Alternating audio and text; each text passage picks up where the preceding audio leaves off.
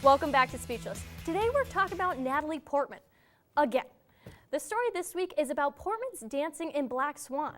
Sarah Lane is a dancer with the American Ballet Theatre and was Portman's dancing double in Black Swan. In a recent interview with Entertainment Weekly, Lane said only about 5% of the full body shots in the movie were actually Natalie Portman. The ballerina even criticized the dancing Portman did do in the movie, saying she can't move her body, she's very stiff. But Portman's choreographer and baby daddy, Benjamin Millepied, says that's not true. He said 85% of the movie is Portman and that the dance double only filled in for some of the more difficult moves. Lane said that she was told by producers not to talk to the press, and Entertainment Weekly reports that the film's distributors removed a video from YouTube showing how the digital replacement was used to put Portman's head on Lane's body. If Lane's story is verified, does this devalue Portman's performance in Black Swan and doesn't make her unworthy of her Oscar? Okay, guys, who's going to start this off? I will, because oh my gosh, this makes me so angry. Okay, Natalie Portman is hired to be an actor, not to be a dancer. And while the character she's portraying is a dancer, you can't expect, if Josh Duhamel was hired to play Michael Phelps, do you think he's actually going to be able to compete all the races in as many seconds as Michael Phelps did? No. So why would you expect that of Natalie Portman? I think that there's a big difference between that, especially with the way that the Academy works and how the process that they go through in order to evaluate an actor or an actress in order to even be nominated and considered for the most prestigious award that you can receive in this form of art. A big part of it is isn't it what they call method acting? Like yes. What this guy from The Dark Knight did. Yeah. Heath Ledger? Heath Ledger, thank you, because I was drawing a blank. I couldn't remember, at least I remember, whatever, like what Heath Ledger used to do, that he would completely form into his character, even when he was offset, he was his character. Method acting is not a prerequisite for winning an Oscar.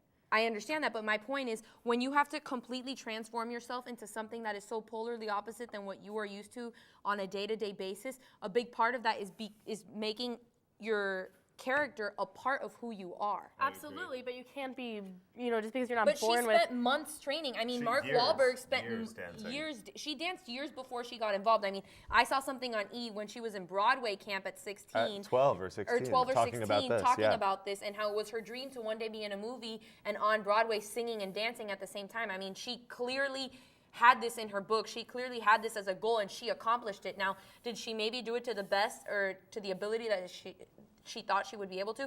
Absolutely not, if she had to get a stunt double in. And I think that when you do spend so much time investing into this, you need to, it has to come from you. Why should she get an award for the work of someone else? Her main purpose was not to be the best dancer she could be. If we wanted to see that, we'd all just go to the ballet. We would not be seeing Black Swan. Vincent, you're awfully quiet over there. Okay, I feel like you have something I feel like, this issue is not about the dancing at all. It's about the craft of the storytelling that was told. It was about this conflicted individual that sought perfection, and you saw that not in the dancing, but in the character development, And Natalie Portman was incredibly talented at that. She, I think, did it in a very efficient way. So why take away from that? I think she's a fantastic actress. Closer was a wonderful movie, wonderfully made, wonderfully executed. She did a great job. She's done other stuff, and I totally back it. But for me, in the entertainment world, if you're going to do something, you do it all the way. We talk about Katy Perry and Britney Spears and how they're prepackaged and how, sort of their concepts for their concerts and their outfits and the dancing is all done by other people, and then they just produce it.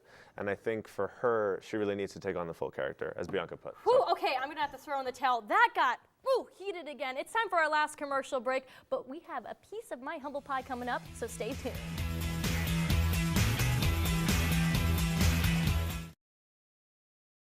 You know what? I am happy that there is more to Donald Trump than just a good-looking tie and cufflinks are there worth more than my car.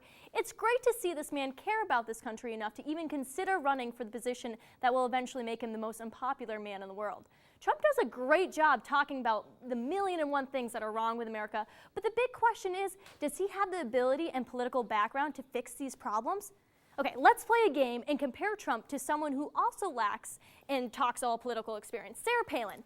Technically, she qualifies as a politician, having served as the governor of Snow, Daylight, and Bears, otherwise known as Alaska. So let's take Sarah Palin and minus the governor of Alaska experience, replace her hair with a perfect comb over and a chubby body, but let's leave her women parts because, Donald, we know what you're hiding. And now we have the Donald Trump version of Sarah Palin minus the political experience she ever had. Yeah, I don't think you should run Trump after all. I'm sorry, Donald, you're fired, and Sarah Palin, you're hired. Speaking of unqualified people running for office, SGA, what is wrong with you? You're falling apart. You have become like the fungus on my foot that no one wants to touch. You must be doing something wrong if 9 positions have no candidates in the running. I always knew the last person in charge practiced waterboarding to get SGA members to vote a certain way. Well, I guess the word got out about how much being an SGA sucks.